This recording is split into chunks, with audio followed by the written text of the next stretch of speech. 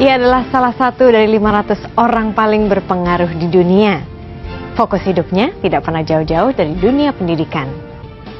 Siapa dia? Anda ini kan dulu merupakan salah satu anggota komite tim 8. Kemudian Anda menjadi salah satu anggota komite etik KPK. Mengapa sih Anda begitu concern terhadap pemberantasan korupsi?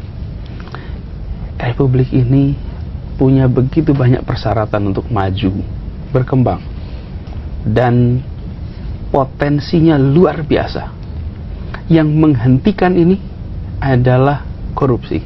Korupsi itu faktor penghambat yang luar biasa bagi peningkatan kesejahteraan. Korupsi ada 3, Mbak. Korup karena kebutuhan. Kalau kebutuhan hidupnya, kerja misalnya nih, gajinya hanya cukup hidup 15 hari, terus 15 hari berikutnya apa sebulan? Ya dia terpaksa harus korup, bukan? Ini korup karena kebutuhan nih. Di situ sistem pergajian harus diganti. Jadi kebutuhannya terpenuhi. Lalu yang kedua, korup karena keserakahan. Ada tuh yang korup karena serakah. Udah terpenuhi kebutuhannya, tetap aja korup. Nah, korup yang karena keserakahan ini, hukumannya apa? Rasa takut. Jika dia akan dimiskinkan total, dia menghadapi hukuman yang amat berat, tak ada maaf, maka korup itu menjadi irasional. Lalu yang ketiga, korup karena sistem. Sistemnya, meskipun orangnya mau baik, sistemnya membuat dia korup. Prosedurnya membuat dia terlibat korupsi. Nah, ini perbaiki sistemnya. Wacana pemiskinan menurut saya harus didorong.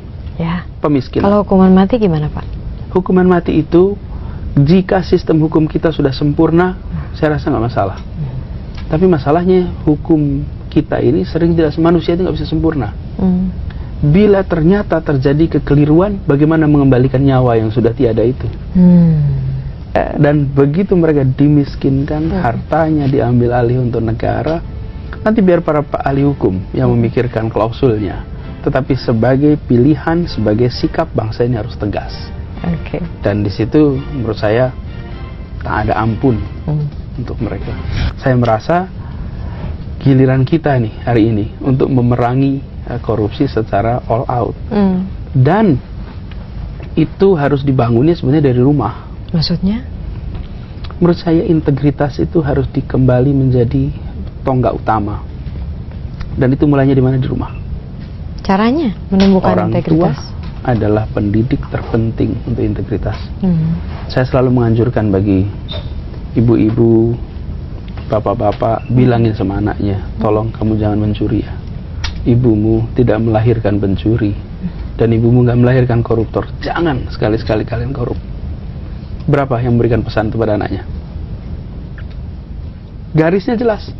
Ambil pilihan karir apapun juga, tapi tolong satu saja, jangan mencuri. Itu aja cukup. Jadi pesan itu dari rumah, bukan pesan ini kita mencoba di universitas. Sebetulnya kan harusnya dari rumah tuh. Biarkan setiap kali kita bertindak, berbuat tuh ingat ibu kita. Ada anak yang tega untuk bilang sama ibunya, Bu, saya jadi pencuri. Rahim ibumu tidak dipakai untuk lewatnya seorang calon koruptor. Hari ini kita masih tidak menganggap ini sebagai masalah penting.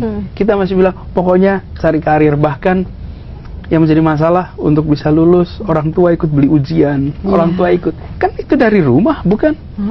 Bagaimana berharap anak-anak ini menjadi champion untuk anti korupsi ketika dia menyaksikan di rumah justru menghalalkan segala cara. Inilah menurut saya kunci kalau kita mau memperbaiki.